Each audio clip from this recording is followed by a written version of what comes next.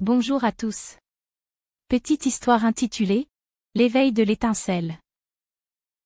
Chapitre 4 – La déchirure des mondes. Le sol trembla sous ses pas. Chaque mouvement qu'il faisait déclenchait des secousses comme si la terre elle-même rejetait sa présence.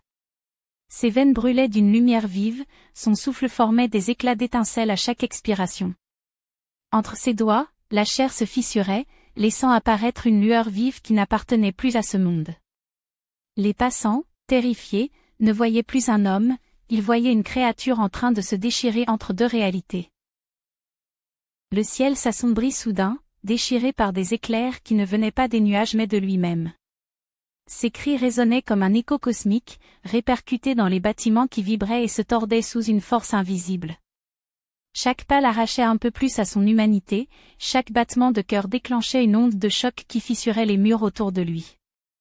Les frontières de l'espace semblaient s'inviter dans les rues, étoiles et galaxies apparaissant fugitivement dans l'air. Il se sentit à la fois puissant et brisé. Sa peau n'était plus qu'un voile fragile recouvrant une énergie prête à exploser. Ses yeux, mi-humains, mi-solaires, regardaient autour de lui avec une intensité effrayante. Autour, les passants reculaient en hurlant, certains disparaissaient dans des distorsions lumineuses, aspirés dans des failles qui s'ouvraient et se refermaient au hasard. Plus ils résistaient, plus la transformation l'écorchait.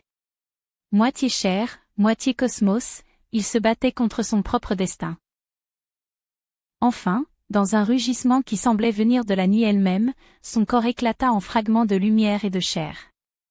Les étoiles envahirent ses veines, le sol s'ouvrit sous lui, et le ciel se fendit en deux. Il flottait entre deux mondes, suspendu, incapable de revenir en arrière. Ce n'était plus un homme. Pas encore un dieu. C'était une faille vivante, une déchirure incarnée, l'ultime étape avant la renaissance.